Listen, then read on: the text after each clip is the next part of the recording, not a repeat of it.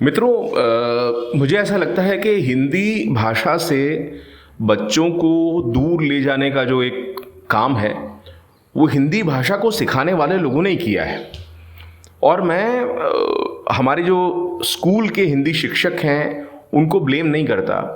मैं ब्लेम करता हूँ उनको जिन्होंने कि हिंदी स्कूली शिक्षा का पाठ्यक्रम जो है वो बनाया है, सिलेबस बनाने वाले। कि कोई कविता हो, कोई नाटक हो, कोई गद्यांश हो, कोई पद्यांश हो, कोई नाट्यांश हो, कोई कवितांश हो, उसको सिर्फ ये कह करके और पढ़ा दिया गया कि ओके, इससे तुमको नंबर मिलने वाले हैं, तुम इसमें इसका व्याकरण पढ़ लो, तुम इसके समास देख लो, तुम संधियाँ देख लो, तुम अलंकार देख लो। लेकिन किसी कविता के पीछे, कहानी के पीछे, नाट्यांश के पीछे, नाटक के पीछे कहानी क्या है वो बताने की कोशिश बिल्कुल नहीं की गई। नतीजा यह है कि मैंने सुना है कि बच्चे आजकल 7वीं 8वीं कक्षा के बाद में हिंदी पढ़ना बंद कर देते हैं। नतीजा हमारे सामने है। मैं ऐसा ही एक उदाहरण आपके सामने लेके आया हूँ आज, और वो इस कविता के तौर पे है जो कि हमने सबने अपने बचपन में पढ़ी। लेकिन कितने लोगों को ये बताया गया कि ओके, 3 किरदार हैं इसमें, इनफैक्ट 4 हैं लेकिन 3 के नाम हैं। एक छोटा बच्चा है राहुल, उसकी माँ है यशोधरा और उसके पिता है सिद्धार्थ। सिद्धार्थ जो है वो रक्षक हैं और माँ से बेटा राहुल जिद कर रहा है कि माँ कहे एक कहानी। मैथिली शरण गुप्त की यह कविता या काव्यांश माँ कहे एक कहानी।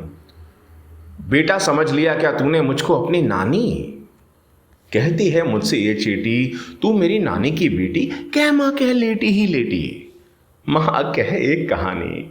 राहुल ने जिद पकड़ ली। माँ कहती है, तू है हठी मानधन मेरे, सुन उपवन में बड़े सवेरे, तात भ्रमण करते थे तेरे, जहां सुरभि मनमानी। सुंदर खुशबू हवा के साथ फैली हुई, जहां सुरभि मनमानी। हाँ माँ यही कहानी। वर्ण वर्ण के फूल खिले थे, झलमल कर हिम बिंदु झिले थे, हल्के झोंके हिले मिले थे, लहराता था पानी, लहराता था पानी। हाँ हाँ यही कहानी। गाते थे खग कल कल स्वर से, खग मतलब पक्षी। गाते थे खग कल कल स्वर से, सहसा एक हंस ऊपर से, गिरा बिद्ध होकर खग शर से। हुई पक्ष की हानि, किसी ने उस हंस को तीर मारा है और वो तीर खा करके और गिर पड़ा। हुई पक्ष की हानि, हुई पक्ष की हानि, करुणा भरी कहानी। चौंक उन्होंने उसे उठाया, किसने? जो रक्षक हैं, सिद्धार्थ, राहुल के पापा। कि चौंक उन्होंने उसे उठाया, नया जन्म सा उसने पाया, इतने में आखेटक आया, लक्ष्य सिद्धि का मानी। आखेटक मतलब जो शिकारी है वो। इतने में आखेटक आया, लक्ष्य सिद्धि का मानी, लक्ष्य सिद्धि का मानी। कोमल कठिन कहानी, मांगा उसने आहत पक्षी, तेरे तात थे किंतु रक्षी। तब उसने जो था खग बख्शी, हट करने की ठानी, हट करने की ठानी। अब बढ़ चली कहानी। राहुल पूरी तरह से इन्वॉल्व है कहानी सुनने में। हाँ, छोटा बच्चा है वो। हुआ विवाद सदय निर्दय में, उभय आग्रही थे स्व विषय में, गई बात तब न्यायालय में, सुनी सभी ने जानी, सुनी सभी ने जानी, व्यापक हुई कहानी।